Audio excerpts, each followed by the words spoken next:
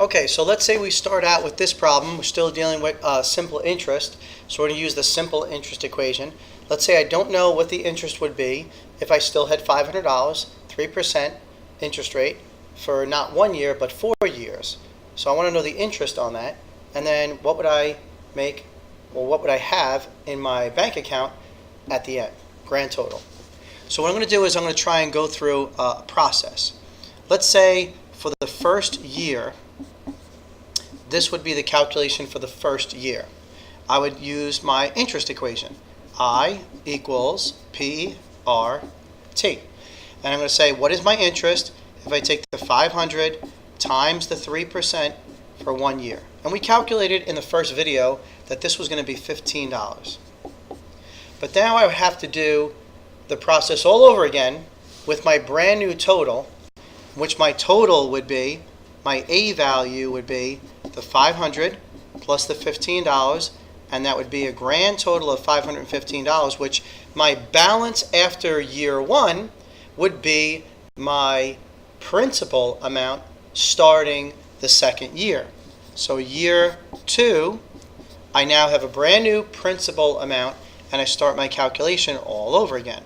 So I equals 515 times 0.03 for the second year, but it's still going to be for 1 year. I'm going to lower my camera a little bit so you can see all the calculations. So now when I do this, I have to pick up my calculator, and I'm going to get 515 times 0.03 times 1 is going to give us $15.45. So $15.45 is the interest that I made just during year number 2. But now I have to add that interest to my original amount, or my principal amount for year 2.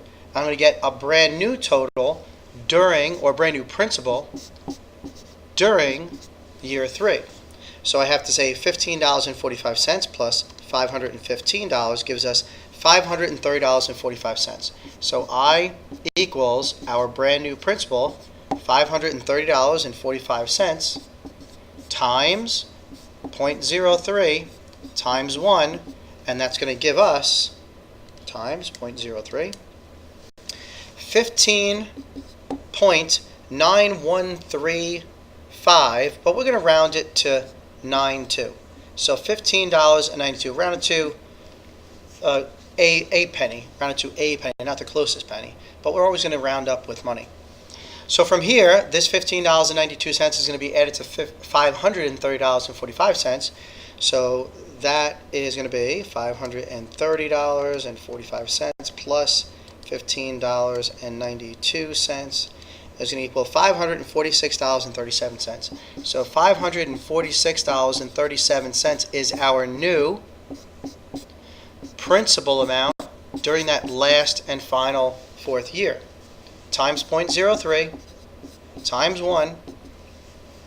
So times 0.03 equals $16, and we're going to round it up 1 penny to 40 cents. And now finally, we're going to see that the amount that we would have in our bank account is going to be whatever that last principal amount was, plus that $16.40. So we're going to say that amount, 546.37 plus 1640 is going to equal $562.77. So this is our balance after 4 years. This is how much money that we have in our account after 4 years given this information.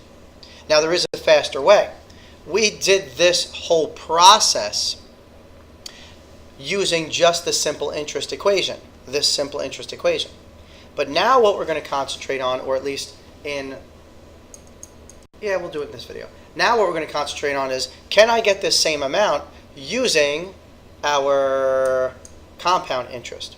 But there's an equation to our compound interest. So I'm going to move this over slightly and turn a little bit, and hopefully I still get the whole board. Okay, so I'm going to erase this, and our compound interest equation kind of go up a little bit. Our compound interest equation is going to be capital A, our balance or our total amount, is going to be equal to our principal times 1 plus whatever our percentage rate is raised to the power of t. So let's substitute in all of our numbers that we know. This we don't know yet. We knew that our principal was 500, and 1 in the equation is always going to be 1, plus our percentage rate, which was 3%, which was 0.03, raised to now the power of not 1, but we're going to include all the years, our total amount of years, which was 4. We're going to raise it to the power of 4.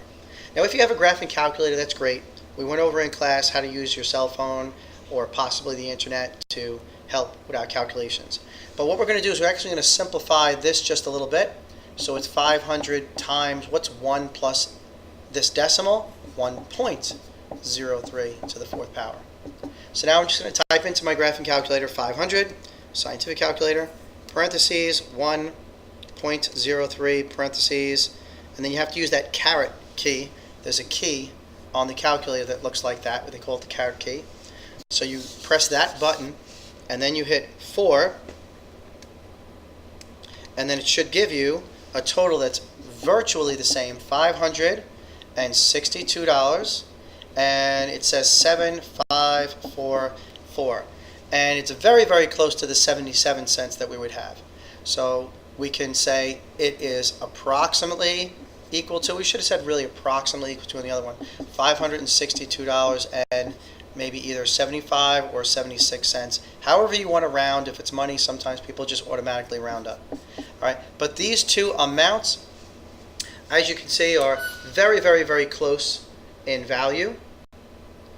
And if we do this process or this process, all right, on a test, as long as you show your work, you're going to get the right answer. Okay, I'm going to pause the camera, and I'm going to get into our next topic on our next video.